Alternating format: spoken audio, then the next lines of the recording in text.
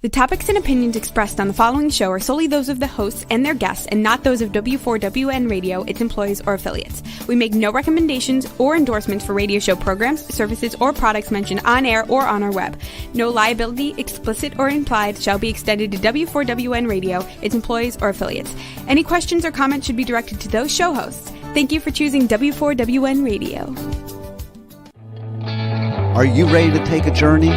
Let's connect with the healers of the world. It's that time. It's time for the Language of Healing on W4WN Radio and Talk 4 TV. Now here's your host, Dr. Nicole Fortin. Hola, everybody. Welcome to the Language of Healing on the Women for Women Network.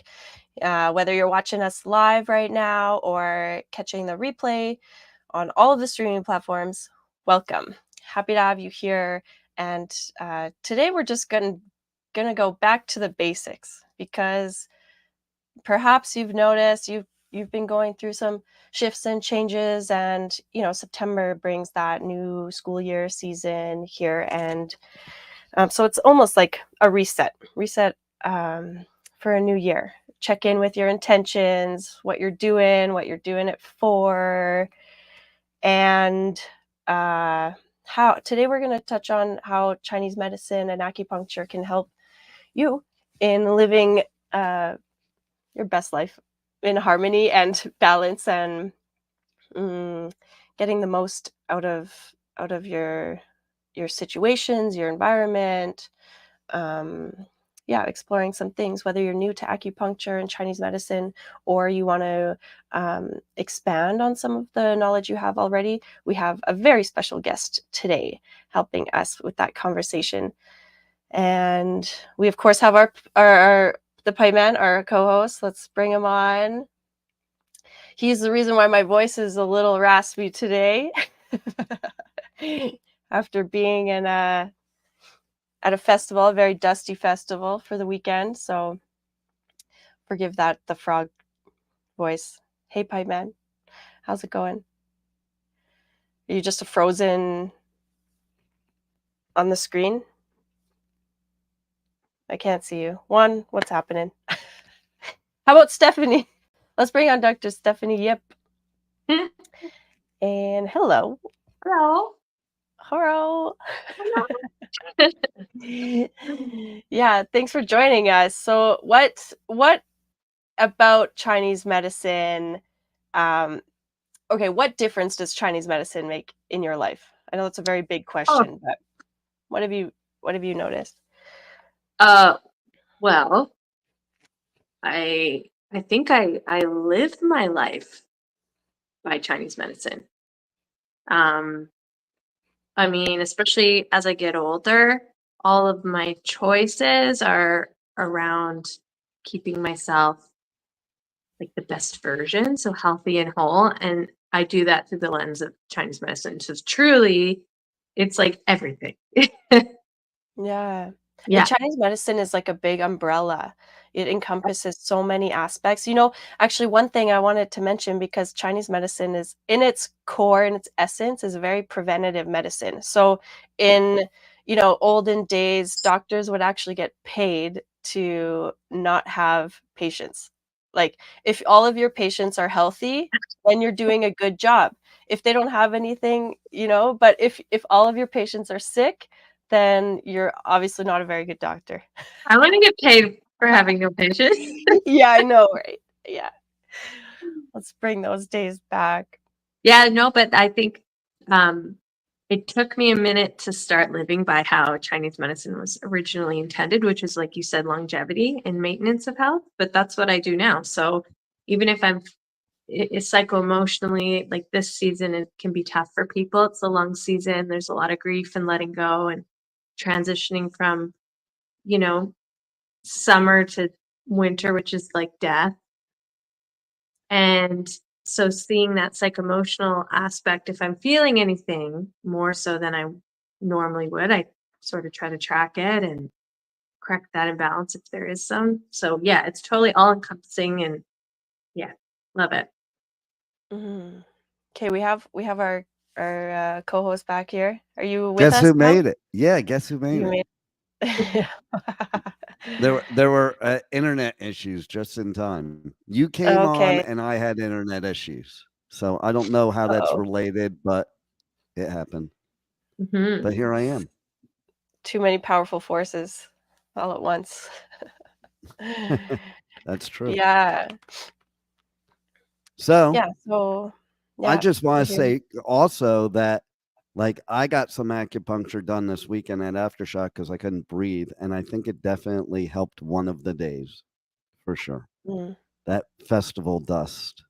Uh, yeah. Get that Wei Chi. It's serious. Yeah, serious business. Yeah, Wei Qi is defensive Qi. Yeah, your first line of defense. Yeah, first line of defense. Yeah. Um, through the lungs, yeah. So, okay, another thing, maybe we can. I left this topic a little bit broad for today because there's so many aspects of Mhm. medicine, and because acupuncture is just like one branch of it. Then there's the herbal Yeah. medicine. There's things like qigong, or even in olden times that astrology, like knowing the cosmology, right? Right. Cosmology. Um, And and diet. yeah, yeah, of course. Yeah. Yeah. I'm a So big proponent of diet. Nicole will As are tell you, we. Yeah. like it's extremely important. It blows my mind people that have like sicknesses because of their diet and still will eat that way. Like people with cardiac disease that are going to eat a greasy bacon cheeseburger, Mm, or people that have diabetes that drink a bottle of Coke a day. And it's like they complain about how they feel, but yet they could easily change that just by eliminating the things that are making them feel bad. exactly. I think in some way we get a little bit, that like addicted to these things. Our body has that chemical desire for it, or maybe out of habit, you do those things.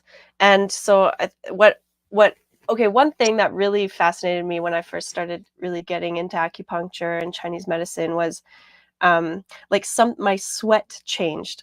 And it was never something that I wanted to go in being like, I have a problem with sweating. And it wasn't like too much or too little. I just noticed that like my body was able to cleanse differently, like it Mm, was rebalanced, so I mhm, think that there's subtle shifts that happen when you do get regular treatment, because you're restoring this natural balance. So I think if we were coming from a very balanced foundational level, we might crave foods that are better for us, you mhm. know? Well, and I Unless agree with you.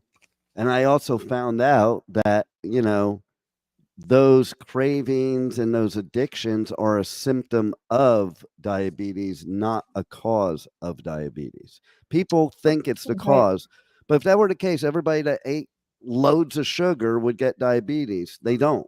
But I know in my own experience that I found that one day I ate a whole box of Oreos. Now, if it was a box of brownies, that would have been normal for me.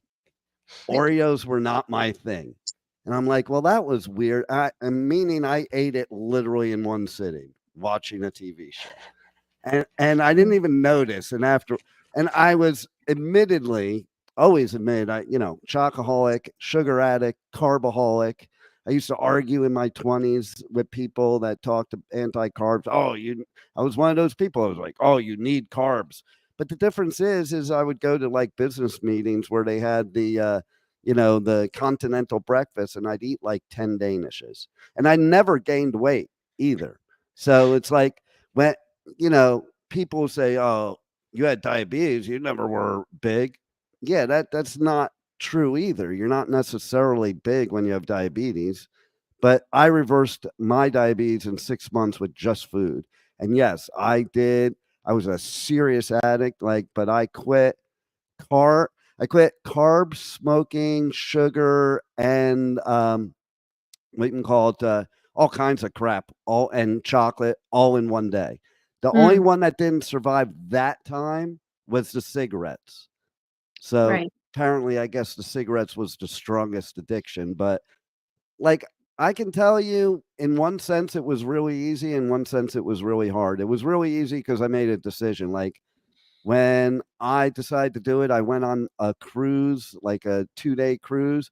I decided I was just going to like go deep on everything I'm not supposed to eat on that cruise. And the minute I step off that boat, then I stop. Your And I, last binge. yeah, 100%, Mm. 100%. And it works because I did that with smoking too, So, but it's you making a decision too. That's the problem. A lot of And some times we people, don't I think, want to.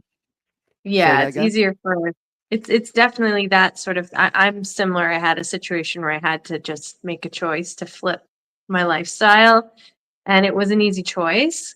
But like a lot of our patients just can't seem to do it. And I think Well, we live in like a culture of ease and they want things quickly. So mhm. we're not used to like preparing food and it takes time. Like in older cultures, that's very much ingrained in everyday life is you take time to Yeah. prepare your food, where in our culture it's fast food, microwave, frozen, pre-cooked, like everything's quick and those things are nutritionally deficient Well, also and big usually, pharma, you yeah, know? high That sugar. So that's where we see all this disease, especially in North America, is definitely rooted. I mean, my son said Mhm. to me, he goes, "I gotta give you props, Dad, doing what you do. I would have just taken the meds."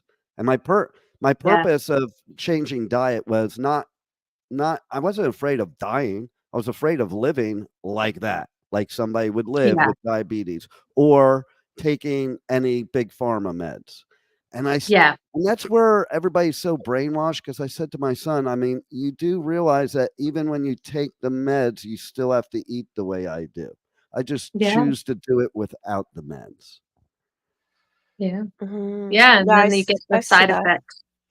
Yeah, Right, like, and I know in practice, there are some herbs that are, like, equally as effective as metformin, and yeah, if you're taking that and then you start changing you start getting the acupuncture and taking Chinese medicine, and then suddenly those drugs aren't doing, like, what they're supposed, or now you're out of balance again according to that. So sometimes people are a little reluctant to really dive into something that will rebalance their body because they're taking these drugs now, right? And then you've got um like their doctor saying don't take that stuff or something, right? yeah. Like That's the yeah. big push. They have to sort of, they're we're not working together like with these Mm, Western medical doctors to be able to say yeah, like, let's try. You keep watching their blood, you monitor them. Let's try this. See if we can get them stable. and If we that's what was can, so great. awesome about Hmm. China is because they literally study both Eastern and Western medicine, in their Yeah, hospitals, and they're very um like they work together. yeah, So they're not really separate. If you wanted just one or the other, there are places you can go if that were more specialized in that. But in yeah. general, the hospitals are like treating it with both styles of medicine. Hmm. Yeah. And the And integration is just the way Chinese medicine works within the body, like we were saying, the longevity medicine. Yes, we can treat acute things, and yes, we generally do get mhm, patients coming in when we're already at this chronic stage or the wheels have already fallen off. But truly, like if you were to see your Western medical doctor for like the emergency or when things get really serious, while having Chinese medicine to support you, like the harmony of the two actually work really well. And they're not mhm. like at odds where I think a lot of Chinese medicine doctors feel that Western medicine is at odds with us. And I think a lot of Western medical doctors feel like we're just, pseudoscience or we don't have anything to offer. But yeah. Well, I have a story about that too because I've had 2 heart attacks. One of them was caused by Western medicine, Mm, but the first one, when I picked out a cardiologist, I went to this cardiologist and I was already taking like supplements from my naturopath and so I brought them with me to the doctor's appointment. And I just wanted to find out if any of them would conflict with whatever they were doing because that's another thing you have to check when you're doing both Eastern and Western Of medicine. course. is you have to make sure it's not conflicting. For instance, if they put you on a blood thinner and you're taking a supplement like I was with a lot of spinach, then you're double blood thinning. That doctor refused to even look at the bottles of the supplements at all. He just basically said, yeah, that stuff was all good before, but now you actually had a heart attack, so that stuff's not going to do you any good. And he was so against it that I walked out and I literally called everyone in my area, had called every doctor in my area to find out, not a doctor, a cardiologist that would be pro natural medicine or pro Chinese medicine, but would be at least willing to be open to it. Yeah, And, that's hard to and find. yeah. Yeah, And because it's a so, lot of information too. Like you have to really know your stuff. I mean, to really study like the herbal medicine or pharmacology, like that's and the interactions and Oh, and they don't yes. teach that. I was pre-med in college, and they do not teach in any way, shape, or form that type of stuff. They don't even teach about prescriptions. They do like an hour of prescriptions and an hour of nutrition in the whole 8 years of college. So, they don't really know. And that's what was cool about my cardiologist, because I brought stuff in and he read everything, and the things he knew, he would say, yeah, this is okay. No, you might want to lay off this for a little while. And then the ones he didn't know, instead of acting like it was a know it all, he basically Google searched it, because he admitted that he didn't know anything about it. So instead of just saying no, he decided to research it while I was sitting there and gave his opinion based on that. How Good often old do Google. Western doctors do that? yeah, of course, you always got to check your references, Mhm. But especially when you've been in the industry for a long time, like there are some basics that are there, but well, Yeah. and things are changed, especially with like, prescriptions. Things are changing and evolving all the time. What I find fascinating is that, well, I was inspired. This is a big project, and probably what stops a lot of that um, cross, like not contaminated, integration, I guess, Mhm. is like Mhm. um that when we look at a herb or like a medicine, we classify it in a very different way than Western medicine. So really Right. you have to understand both forms of medicine and how it will work. And but I mean, as we go along, like what are some, like valerian, I think is like quite a common one that's both used in Eastern and Western medicine, different Yeah. um for similar effects, so I think there are a lot of similarities. It just takes a lot of work to dissect that Yeah. and have For to sure. know both realms really well. So yeah, Yeah. Chinese medicine, I think, is an misunderstood um profession or approach to medicine, and that's kind of what the language of healing is about to me too, is to share insights and knowledge from old traditions, right? That we Yeah. think are like folky medicine, but it's really what's gotten us here this far. And then anything modern medicine is pulling from those traditional aspects, whether they like to admit it or not. So, anyway, the point is to initially live life in accordance with nature, aka the way, the Tao, and then things go more smooth in Mhm. those transitions. Yeah, Steph, you mentioned like this time of year with the lung and the grief, and that's Yeah. something we were going to talk about last week, but we didn't go too deep into it. But the connection with depression, grief, anger Mm. this time of year. Mhm. Yeah, do you have anything to add or share? Um, I mean, I think in terms of like what Western or North Americans can feel, especially if you're in a place that has seasons like we do, like that seasonal affective disorder sort of starts to come. The days are getting shorter, the leaves are dying, the weather's getting cooler. Naturally, like the mood is sort of decreasing, or at least that's what we see. And then it's busy.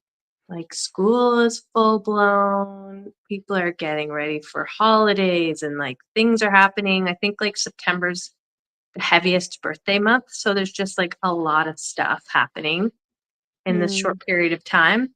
And in Chinese medicine, yeah, it's the season of the lung. So that's our like first line of defense and our breath. And in terms of emotion, it's sadness and grief, and like you said, letting go, or like being able to move through things. People are getting like allergies and colds. It's just like a lot, I feel like, this time of year, isn't it? Mm-hmm. Yeah, like kids are Yeah, back in because it's school. it's like the harvest. Well, we just had Thanksgiving here in Yeah, Canada, and it's yeah, like harvest time, where you cultivate all the fruits. Like, think about the size of a seed, and you're spreading those seeds like in the springtime, and then all summer it comes to fruition or over the year. And then when you're picking it, there's like they're bigger sized items. So it takes right. time and effort. And I feel like we're opposite in Pick North it. America than what we used to be. Like when we used to be more farming, harvesting, gathering, this was the season of celebration, right? All of your labor was coming to fruition. You were getting all the fruits of that labor, literally, and hoping for abundance to like get you through the winter. And it was time of rest. Like you just worked your ass off for months. And now days are getting shorter and we're resting more. Where I feel like in our culture, it's opposite. Like it's full gung ho, especially like if you're a parent. Shit is crazy this time of year. Lessons, No doubt. sports, kids, wild. And like, I just think, yeah, we tend to wind up instead of naturally maybe wind down after the long days and the summer months and the hard work. We're sort of living a little opposite. Yeah, I've always felt that too. Like that Yeah. summer holidays quote should be like in the winter, because that's when we should Yeah. be resting. And, Yeah. but there's so many social engagements, events, activities. Constant. Yeah. It's so then of course that depletes the natural like state, Yeah. because we're Yeah. just And then always pushing it. we are. And that just like the energy of the season, like we said, like the grief and the sadness and maybe an inability to clear things out. And so we get sick, we get tired, we get sad, no sunshine. The no sunshine is huge. And then the Yeah. overeating, like they say flu season because it's cold, which makes no sense because cold is not what breeds it. It's the overeating of Thanksgiving or at least here in the US, Thanksgiving and Christmas all in 1 month. Right. Yeah. And and in Chinese medicine, and especially where we live, in Alberta, it's very dry here. The lungs don't like dryness. So that inability to like manage your body's fluids kind of go down. We're more susceptible to things. I think that's why we tend to get sick here, especially, and we're not getting the vitamin D, and if you're not supplementing, then you're really not getting the vitamin D. And then, yeah, you're eating all this like, you have Thanksgiving and then Halloween, and then it's people go on holidays before Christmas and then Christmas time. And yeah, just recipe for disease and unwellness. No doubt. Yeah, and like really naturally that time of year, the water quality or the kidneys, like our root of life, where we should be really resting and rejuvenating ourselves. And that's next, right? That's after the lung season, it's kidney. So yeah. Sort of. Yeah, so I think it is a hard transition because you're kind of like being forced inward when there's other forces pulling you back out. So it's like a bit of a push-pull dynamic. Yeah, and like I said, people don't. Exhausting. What I see in my practice is it's very hard for people to do anything that takes time that's like worthwhile, like cooking food slowly, sitting down to eat your food slowly, getting up and exercising with your natural rhythms, like when the cortisol is high, like getting to bed early. They don't really like to do those practices that are going to like get you that longevity. Yeah.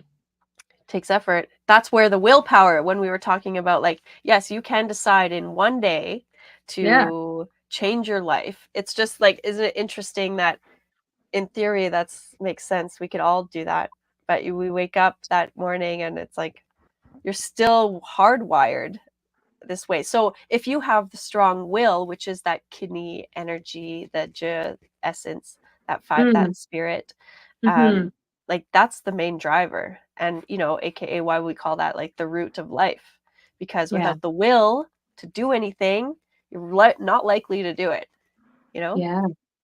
So I think that things like the herbs, I mean, what they're intended for is to restore balance in your body. And then once your body is balanced, you don't really need that medicine anymore. Like now you're good, you're whole. And that's the other And that would beautiful change. thing. Yeah, about Chinese medicine, like what you're saying, doctors sort of wanted you to be on this medicine forever. And in Chinese medicine, our goal is to get your body doing these processes on its own. So facilitating it when it needs a little bit of help. But eventually, with proper diet, lifestyle, routine, things that are going to lend to like a robust body, you don't need herbs and medicine and all this stuff. And think about it too. Okay. So like my naturopath, she just basically said, we're going to rebuild every cell in your pancreas. And what the drugs do is they make sure your pancreas does not work properly. So it always needs the drugs. It becomes addicted to the drugs. And, I think the fact of the matter is that, yeah, I mean, if you treat the source instead of the symptom, and if you rebuild, then yes, after a while, you don't need the supplements. I think the supplements are something to get you through that stage to that point. Right. Mm-hmm. And we've done so much damage to our bodies through many years. Like everybody, they want to just take a pill and everything's fixed, that they took 5, 10, 20, 40 years to destroy their body, and they want it to be fixed in one day. And That's that unfortunately, fast it food doesn't happen. mentality again. Yep. It doesn't happen that way ever. I think that's probably my biggest frustration as a Chinese medicine practitioner, is trying to change a mindset of a North American person who lives like that, who just wants a pill to make it better. They don't want to do the work. They don't want to take the time, and they don't want to recognize that it took them 20, 30, whatever, how many ever years to get sick. It's probably like my biggest, that in my practice, I have a lot of discussions about expectations, because it's like you have to have realistic expectations. We can't fix 15 years of disease in 5 treatments, because that's how much your benefits cover. Like, this ain't going to happen. You need to have some investment of time and, unfortunately, money to get you better. And food has to become medicine and not, just joy. It's got to be medicine. And all of those poor lifestyle choices have to flip. But most people are just not willing to. They unfortunately are okay being sick, or they're okay being okay. They're also programmed by these insurance companies, because they'll spend loads of money causing disease in their body, but they don't want to spend any money to heal it, because, hey, I have insurance. Insurance company will pay for it. Right. Yeah. And I think even in Canada, we're a little bit, our mindset's skewed, because we don't pay for healthcare here. We're able to go see the doctor without a bill. We don't have to pay for like very expensive insurance every month to like get us through. So then when we do have to pay out of pocket, it's like we can't fathom it. Right. Whereas I think in other places, people are willing to pay for their holistic practitioners, because the other side of it is they're paying for expensive diabetes money, insulin, and other medicines and stuff like that. Totally. Yeah. It's unfortunate. I also want to say, with the acupuncture, I can't tell you how many people I've known that they're like, well, I tried it and it didn't work. And I was going to say that's a bit. They probably only tried it once. And it's like, It's like saying I only took one antibiotic and I didn't take the rest of the bottle and it didn't work. That would Yeah. be the only way you could get through to those people because And I it's think the same onus thing. of that is on us as practitioners, as Chinese medicine practitioners, is really educating our patients. Like I Yeah. said, like in my practice during the consult, we have these discussions of how Chinese medicine works. What are realistic expectations and what aren't? Like, commit to a certain amount of treatments and then we'll reassess. Because, yeah, you go in there, you're like, I've had diarrhea for, 15 years and all these things. And then you're like, okay, I did my one treatment for 25 minutes and I went home and I ate 4 pints of ice cream and I had diarrhea and I don't understand. It doesn't work. Chinese medicine doesn't work. Okay, Dr. Yip, how about we share some tips around diet from a Chinese medicine perspective, because there are some Okay. real gems there that are, Yeah. I've noticed, are ingrained. They're just like inherently passed down and known in some cultures, and then Yeah. the West here, it's like we don't know what we're doing. Even if someone No. wants to shift and change, it's like, Opposite. where do you even begin? Yeah. You know? I would But say there are some real basics, so let's hear some. yeah.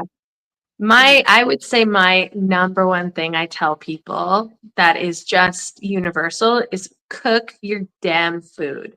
Stop eating things cold and raw. Cook your food, especially in the morning. You cannot throw cold water in a pot and act like it's going to cook. You gotta warm your digestive tract, whether it's through broths or like lemon and honey or cooked eggs, just anything that's warm and nourishing, easy to digest. That would be like my number one recommendation. If you just did that, you would see, and whole foods. So yeah, you can't have a warm pizza pocket and expect to feel good. But like, Oh, but I why mean, not? What? Especially at like How about 12:30 at if I night? warm my lava cake? Will that work? no, cooked whole foods. If you can do it organic, do it organic. I know that's not always feasible for people, but yeah, warming, easy to digest foods. This time of year where we live, it's squash, pumpkin, like, those root vegetables, apples, pears, like really yummy things that are easy to digest. They're bioavailable and our bodies will like us for it. That's probably my like number one tip that I tell all patients across the board. Hey, we Yeah, and got I a would. comment from somebody. I don't know if Oh, either one of you know this person, I didn't but see this. yeah, so I'll show it to you. Oh, hey, Daryl. It's Hey, ladies. Daryl. How you doing? Daryl, thanks for watching. You're the best. That's awesome. Hilarious. Yeah, that's cool. That's cool. Did you tell him we were coming on today? No, I didn't. Okay, awesome. Or I out to did. I guess Daryl. I don't remember. Maybe I did like last week or the week before, but I don't think Yeah. One thing I wanted to add to that, the raw, like eating cooked foods, the reason behind that, Yeah. especially if you're someone who is tired or low energy and already maybe weak in that digestive system, is because if you eat something that's cold, like ice water, it's probably one of my like Or top pet smoothie, peeves. which is really Or common, smoothies, right? and like, yeah, In the honestly, ice morning, cream is the worst thing in the morning. it's Yeah. the yin killer, isn't it? Well, yeah, because if you think about it, you're gonna put in something that's colder than your body temperature. So when the body takes that in, now it has to use energy to first warm it up. And Yeah. then now it needs energy to digest that. And then it Yeah. needs energy to transport it through your cells, through your Right. system. It takes Right. energy to break that stuff down and pick out what's nutritious and what needs to go. So if you're ingesting the coldness, you're wasting energy. Eat something that's cooked and pre-digested so it goes right into your body as usable source. Yep. So that's Yeah. yeah. But So I think we have a lot of internal heat and people want those, they crave those cool foods to Right. so what balance about that these heat. But raw diets that people promote? I Yeah, mean, they usually, 100% it has to be like environment related too. If you yeah. like, you can maybe get away with it if you live in like a warm climate. But you Costa notice Rica. people that live in very hot countries or Yeah. places eat really spicy food, right? Like they're Yeah. not, you know, eating all the cold raw stuff. I would But say for the most part, it doesn't, like in Chinese medicine, a very fundamental principle is the body doesn't like cold. It doesn't like cold. It likes Mhm. warmth. It likes neutrality or warmth. And I think, yeah, if they were craving like the cool, there's other ways to get it, like cucumber or watermelon, or like the pears again, like promoting the yin of the body that the part of Chinese medicine, that yin nature that cools and moisturizes and does all that. But So for the some most part, vegetables and some fruits are okay to eat raw. in Yeah. moderation, for sure. Mhm. There's some constitutions, like I'll have some patients where I'm like, no, you need like nothing raw, nothing. You need to be cooking everything. That's very specific. Like Nicole mentioned, like somebody who's very tired, like a yang deficiency, we call it, or spleen qi deficiency. We would really want them to stay away from the raw. There are some constitutions that can handle it in moderation, though. Mhm. And I wouldn't say Yeah. the first thing of the day is to be cold, right? Maybe start warm, have some cold fruit, but you should be warming up that pot, that cooking pot, which is the stomach. And things like congee, you know, are really good. Yeah. You know, Oh, I like the lived rice. off congee for like 8 months. That's all I Yeah. ate. Morning, Yeah. noon, Do and you want to night. share? Do you want to share a little bit about that? I think it might be good for another day because that's a long topic, isn't it? All right. Yeah. Fair. Yeah. But no, I had a health crisis, and truly, like, diet was what turned it around. A big aspect of that in my situation was a weak middle jaw, or weak digestion. So I had to do everything I could to lend some strength and support to my digestion, and that I did that through just eating congee, which is like a rice porridge with bone broth and very just absorbable things where my body had to exert zero energy to get it in. But yeah, I lived off that for like 8 months. It was I still love it. Hmm. Yeah, it's very restorative. Yeah. Yeah, I'm reminded this one thing I love sharing with people in an attempt to better understand how your digestive system works or what happens when you take in food, and the idea behind, like, Chinese medicine can be very metaphorical, but we have this concept of like the three burners. So in your Mhm. torso, you have three different sections. You have the Mhm. lower, the middle, and the upper. You just mentioned the middle jiao, like middle burner. So it, like, visually, it's as if the bottom, the lower one is a fire, an open fire. You put the wood on there and we've got fire cooking and sparking, and then the middle jiao is the cauldron. So this is where, like, we're cooking the food, right? So if you don't have Mhm. enough fire from the bottom, which would be things like your adrenals, your, you know, Mhm. like your constitution, your Yeah. passion, like things that really spark that fire. So if you don't have enough fire, you're not really going to cook the food. It's going to be cold. And if Right. there, so ideally it's warm enough to cook the middle. And then once that's cooked, you start to have the steam at the top, right? Like a warm meal has Yeah. steam, and the steam is the usable nutrients that get distributed through your body. So if you're constantly eating cold and it's not really getting to transform, then you're not having that steam or the mist that's nourishing your cells, right? So I you're, love that and then, analogy. yeah, and then when things are Yeah. cold, it's stagnant. It doesn't flow. You know, Yeah. you don't put like cold on something to help it heal. Like you need movement, you need blood flow, you need circulation. Yeah. I love that. I remember that Yeah. analogy from school. I love it. I think I even Mhm. remember the drawing on this board of the Yeah, steam sure. and the fire. Hmm. Yeah, no, Yeah, that so it's so no important. cold. Yeah, that was, Yeah, but we're like, talking about diet. That's probably, and this time of year too, I really encourage all of my patients to like get into making soups. It takes yeah. time.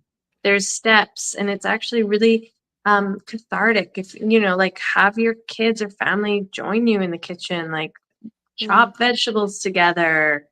Everybody has a job, talk. Like this is how we used to live. It was more fellowship and then eat what you made together. And it's funny, if I let my son cook, 9 times out of 10 he's going to eat what he made versus if I make it. Even if it's like the same dish that I've created before, he'll eat more of it if there's just this camaraderie and love when we're all together in the kitchen, like cooking, and especially something like a soup or a stew that takes time.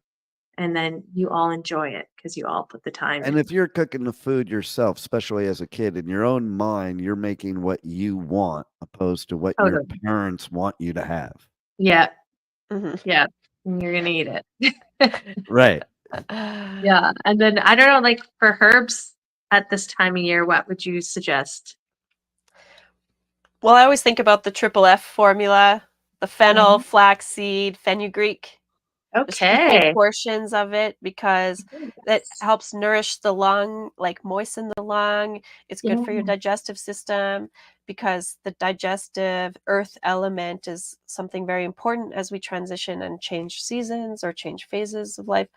It's always good to reground, and it builds your wei qi, your defensive layer. So then it protects you against some factors that may bring you down, get you sick.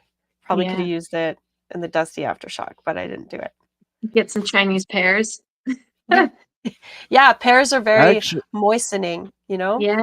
Actually, I saw one of the food booths have I think the fenugreek in it. It was one of those. Yep. And I think that was the one that had in it.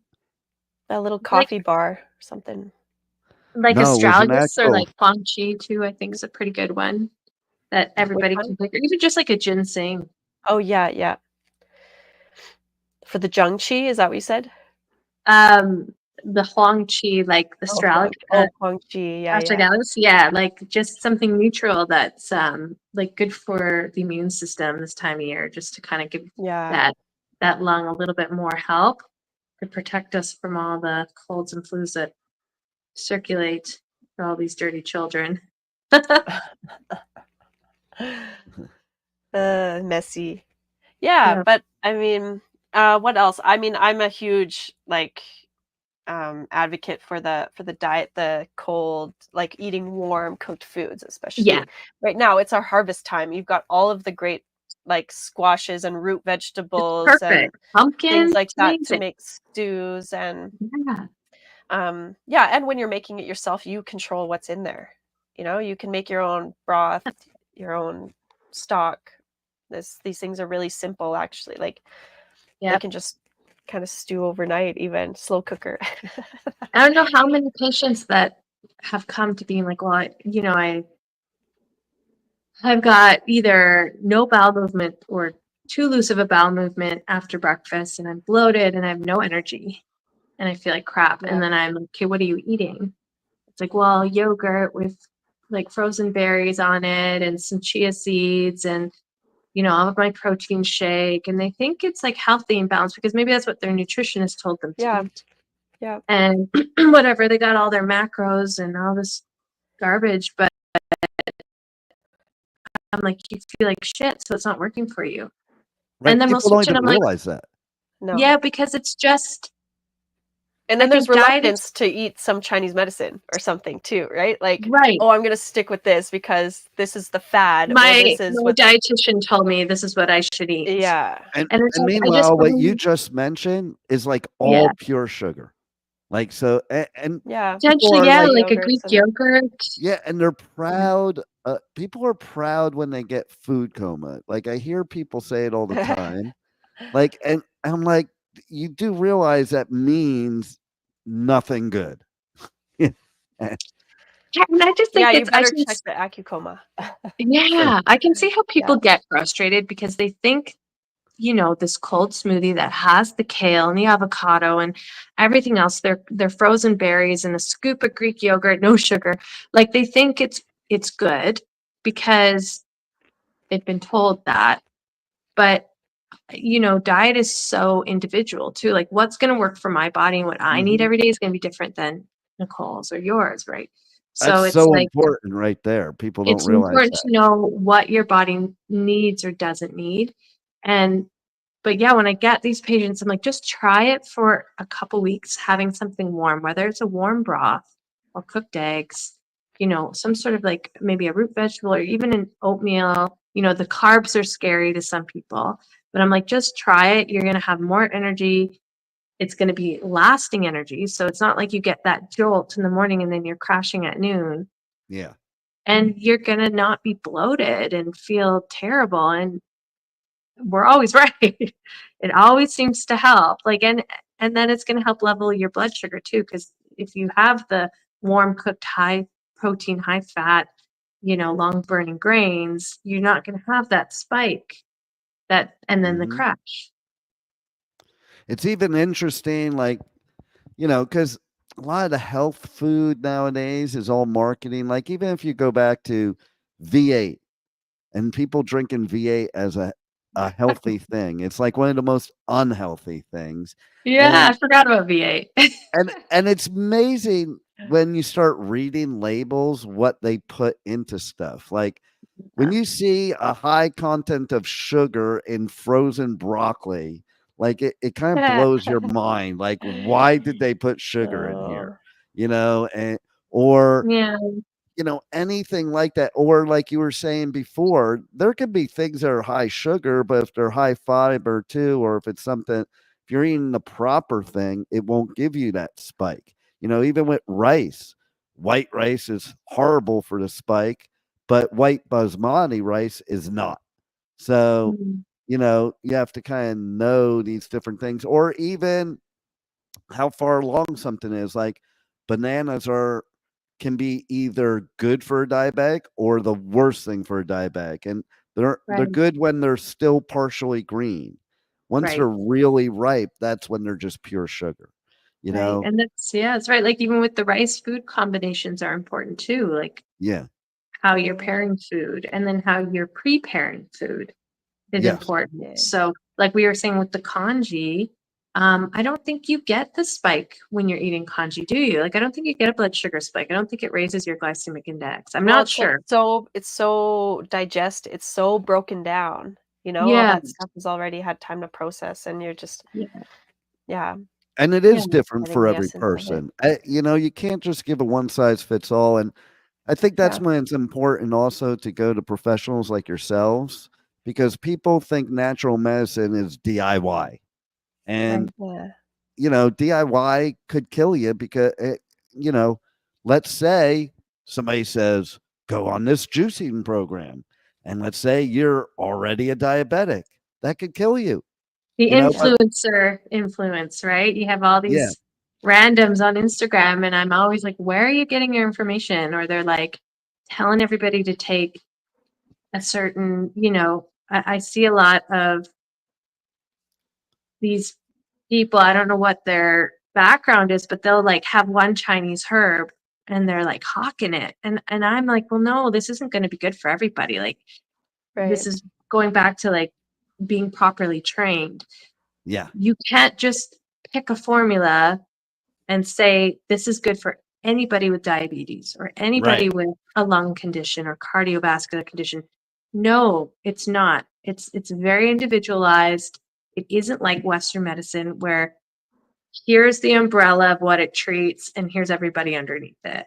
I Like call it the cocktail. They do too. yeah, Like when you have a heart attack, they tell you this is the cocktail. I'm like, well, I'm not that taking those everybody things. gets. Yeah, they yeah, say that. They said that to me. I'm like, well, I'm not taking that. There was one specific thing. I'm like, I don't care. I'm not taking it.